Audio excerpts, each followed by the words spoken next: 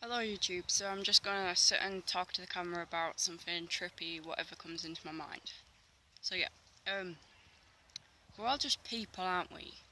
Like, as much as we want to give ourselves an identity and a sense of self, we're still just people wandering around the earth, trying to find the meaning of life and things like that, and trying to get nowhere fast. um, yeah, it's like we've built the society that we live in, and we've built all the rules, and we've built all the expectations that we have upon ourselves over time, like throughout history and throughout evolution. And these are all things we've put onto ourselves, and obviously with the help of I say help, with the influence of the higher power, the people behind all the corporations and stuff like that, and the government. Obviously they've had a big part in cooperating to the system, but overall, like, just the smaller societal standards of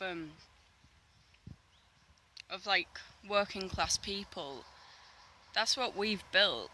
We as human beings have built, and all the moral standards and things like that, they're not pre-wired into our brain to think in a certain way. It's just a way that we've been taught from birth, and this has been passed down through generations and generations of people, and we're just the next generation to adopt it until we enhance it and change it in our own little ways, and then pass it on to our children, and they pass it on to their children. And this is another reason why we've got to get more people like wanting to change, because change doesn't happen overnight, and you can't do it yourself. But collectively we can do it, and but a collective group of people is simply filled up of singular human beings. Like, single people make up the majority. Because you can't have a group of people without having single people, can you? Like, you've got to have each individual to themselves in order to group them together in the first place. So if we can manage to get enough people seeing the light and seeing the way that life should be lived, then maybe one day in the future our children have a better world to live in. Like, and this doesn't just include like trying to save the planet, but it includes trying to save ourselves from the mental slavery that we're living in every day. And one of these things is wage slavery, and that's a concept where in the olden days we had black slaves, where we singled out these people, tied them up, and forced them to do what we wanted them to do because we're white and we're powerful, apparently. But then you've got wage slaves, which is we're pretty much forced to go to work a job that we don't particularly enjoy, but we do it for the money, and we're getting paid really low amounts in comparison to people who are higher up in the chain, to the people who run the chain, because they don't even need the money. They've got all that. They don't need more money. All they need is the power. So that's why they've got to keep it going. They've got to keep this same system going in order to have their power. Because when enough people wake up, they're going to realise that we don't need to be controlled by all this bullshit. That the only people who need to govern us is ourselves, and we need to get more in touch with ourselves. And this video might cut out soon, so I apologise for that, but if it does, it's because my phone's shit, so you know why. Yeah.